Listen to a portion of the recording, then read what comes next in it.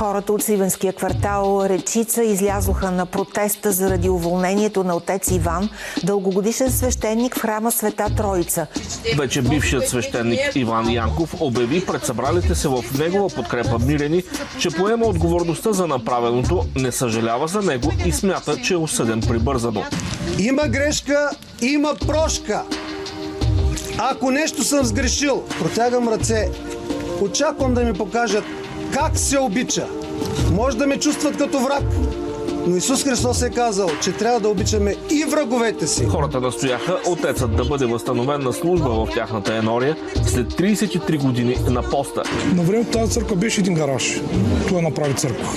Толкова години е отдал на тая църква да я създаде от нищото като птица Феникс. Я възроди. Искаме се отец и ще се борим, докато нещата не се преразгледат. Недоволните започнаха и подписка в защита на освободения енорийски свещеник. Митрополит Арсений пише още: вярваме, че ако той все пак обича Бога, Бог ще му помогне да намери пътя за личното си спасение. Сега имаме връзка с Сливен, където е нашият пореден герой в пореден покъртителен сюжет, според мен. Това е отец Иван Янков, който след 33 години стаж като Божи служител не беше уволнен. Той беше низвергнат, лишен от свещенически сан, благодарение на митрополит Арсений и неговото свещеническо воинство. Здравейте, отец Иван. Здравейте. Здравейте. Каква е причината да получите такова тежко и, както вие казахте, прибързано наказание, репресия? Каква е истинската причина? Журналистите, опитвайки се да разберат какъв е проблема, обобщиха, че езика, на който говори църквата, това до някъде е така. Езика, на който говори църквата, дори когато има преведени неща, е недостатъчно направен. В смисъл, откъслечно направен. Има, примерно, служебник, но няма това, което е за певците. Аз съм направил така, че да се извършва богослужението на български в целостта му. Като поред особености от мястото, където съм, понеже там няма подходящ певец, аз съм ползвал човек, който си е от народа, се наложи да направя някои промени, за да можем да вършим службата с тя е жена, с певицата. Добре, какви промени направихте? Какви промени, отец? Песнопенията аз трябваше да ги изпявам с нея. Да. Какви промени направихте? Много са. Не знам откъде да почна и къде да свърша. Много са, за да мога едновременно и с нея да пее и аз да върша моята си работа.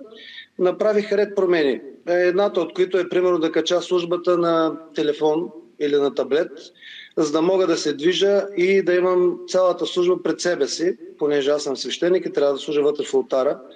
Едновременно с това трябва да пея и с нея отвън на певницата. Това не всеки път е възможно да се случи. И по същия начин качих и на нея тези неща, за да може човек, който не разбира от типик, да се ориентира в службата, без да има съответните познания. То всичко си е подредено, следва певец, свещеник и така. От кога вие всъщност... гледна точка се наложиха ред съкращения на службата, за да не бъде много дълга и изтощителна, понеже трябваше да правя всичко едновременно и сам. В моментите, в които се четат молитви от свещеника тайно, певецът отвън пее песнопение, но понеже тя не може да го изпее сама, аз трябва да прочета молитвата на глас и това удължава службите. Затова текстовете от тези молитви са съкратени. И ред други промени. Вас ви репресират воглави с митрополит Арсений за това, че вие променяте каноничния църковен език с съвременен български език и че това е грехопадение. Вие кога решихте това да направите? То е правено в годините постепенно. То не се е случило наведнъж, защото става дума за огромен обем от работа. Според мен ме обвиняват за нещо, което те самите не са свършили. И казва, че съм превишил правомощията си, но след като толкова години съм чакал това нещо да се случи, съм се опитвал да повдигна този въпрос и той не се е случил. съм го направил за своята си църква, според възможностите, които имам като човек и познанията, които имам. А вие имахте ли предупреждения преди това, преди да ви репресират, преди да ви разпопят, както се казва на народен език, че ще последват грижи за вас, за това, че се опитвате да променяте църковно-славянския? Не църковно-славянски. Аз промених и българския, не само църковно-славянски. Така. Има български превод, аз и не го промених, защото с времето разбрах, че има нужда да се направи по-добре. Когато работиш едно нещо, ти виждаш пропуските в него. Да. Имах предупреждение, разбира се, и от митрополита, който беше преди митрополита Арсений, дядо Йоники, но там нещата си продължиха да съществуват в този порядък, в който се справях аз. Някак си се разбрахме. Имам писмо, което съм подписал, че трябва да спра да го правя това нещо, но не се съобразих с него. С митрополита Арсений имам също такава декларация подписана, но там поред други стечения на обстоятелствата също реших да не се съобразя с нея. Ако желаете да говорим повече по този въпрос, мога да обясня. Ако ли не, това е достатъчно. И имаше такива предупреждения, но нямаше разговор какво е допустимо. Какво може в този случай, в който аз съм го направил, не съм го направил случайно или от, как да кажа, някакво превъзнасяне на себе си, аз да се справя с службата, която е трябвало да правя и възможности, които съм имал. Тоест, не добър певец, аз самия имам също някакви възможности като човек и като свещеник. И хората, които идват на църква, е трябвало да им предоставя, как да кажа, служба, която да е и разбираема, и приятна за ушите им. Не съм варитетен актьор в опера. Възможностите ми са определени. Вие установихте ли през времето, в което някои от текстовете ги превеждахте, така да кажем, на модерен български език, че посещаемостта във вашата църква се е повишила, че е станало по-интересно на хората, защото много от тях не разбират какво в богослужението, езика на богослужението, на литургията. Вие установихте ли промяна? Промяна имаше огромна, не в количеството хора. Ред неща пречат на това мнозина да идват на църква. Това е работата, умората, забавлението в почивните дни, което всеки тръгва на някъде. Ние сме квартал на града и много от хората се пръскат в почивните си дни, но забелязах голямата разлика в хората, които посещават службите. След като те разбират за какво става дума, се заслушват. И нямаше шум, нямаше говорене, цялата служба преминава тихо. Също така, когато дойде човек, който е от друго място, оставаше направо същисан, защото той виждаше качествено различен продукт на служба. Да, много интересно. А намирате ли, че спрямо вас всъщност в низвържението ви има елемент на отмъщение от страна на митрополита Арсений, защото много хора не помнят или са забравили, че преди 2 години вие протестирахте, обявихте гладна стачка срещу нечестния балотаж при изборите на митрополит в Сливен. Може би така сте влезли в окото на бурята, така да кажем. И това е така, но това повече допринася за търпението му. В този разговор, който ние трябваше да изговорим, къде наистина съм много прекалил, къде наистина съм се надценил като възможности и какво можем да допуснем и какво непременно трябва да спре. Ако този разговор се беше провел между нас, аз смятам, че ние щяхме да намерим разбирателство. Защото аз съм го правил главно нощно време, кога съм заспивал, кога съм будувал, но съм се опитвал да го направя за другия ден, за да го представя на хората. Да. Много пъти тези неща са субективни. Аз съм ги проверил в енорията си, но след като те не могат да се оценят от Висшето управление на църквата, може да се преосмислят, но не и да се зачеркнат на цяло. Какво означава това, че Светият Синод буквално за един ден е приел решението на Арсений и на неговият свещенически съд да бъдете низвергнат, премахнат от свещеничеството?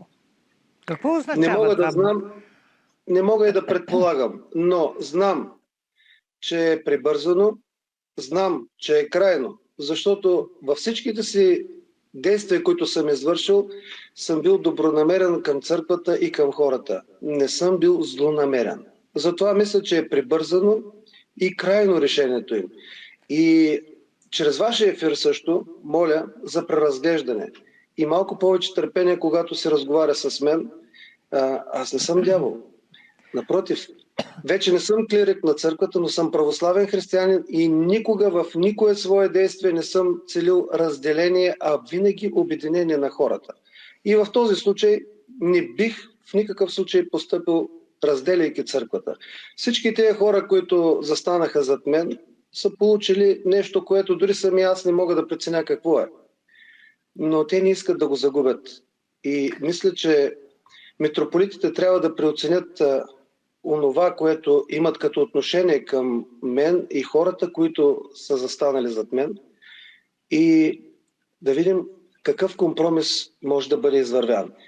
Езика на търбата определено трябва да се промени. Отец, защо търсите компромис при положение, че в сайта Двери.бг, например, бяха публикувани членове от устава на Българската православна църква, които показват, че вашето низвържение, без вашето участие, без да бъдете поканен да се защитите, е незаконно. Низвържението е незаконно, защото просто вие сте лишени, както предполага и устава на Българската православна църква, да се защитите, да докажете своята правота. Нововъведенията, които съм направил в службата, са незаконни от гледна точка на митрополитите, защото аз съм надценил своите правомощия. Те не са утвърдени, не са обсъдени. От тяхна гледна точка аз най-вероятно съм престъпник. От моя гледна точка съм направил нещо, което те отдавна трябваше да направят, а са се забавили. От обща гледна точка на църквата може да се преразгледа въпроса, но само ако има добронамереност и от моя, и от тяхна страна. Добре, какви шансове имате да обжалвате това решение? Трябва да напишете нещо ли? Трябва да настоявате ли? Аз ще го напиша, то ще е готово утре за внасене. Жалба. Посъветвах се с хора, които са по-сведущи, разбира се, от мен, защото не всякога съм бил съден. Това ми е за първи път. Не познавам правото, даже според мен не познавам явно и добре и устава на църквата, защото съм обвинен за много неща, които даже не съм подозирал, че съм сгрешил. Вие какво сте учили, отец Иван? Богословие.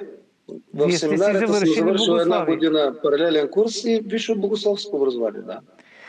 Смятате ли, че въпросният митрополит Арсений по принцип проявява някакво ужасно крайно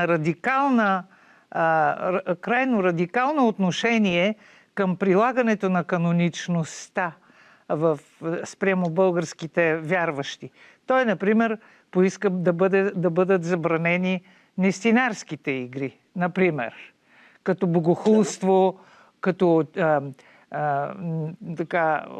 грях към Бога, въпреки че те са част от народната българска традиция. Има ли едно прекаляване по отношение на така нареченото правоверно послушание спрямо каноните в тая комбинация на ръководството на Българската православна църква?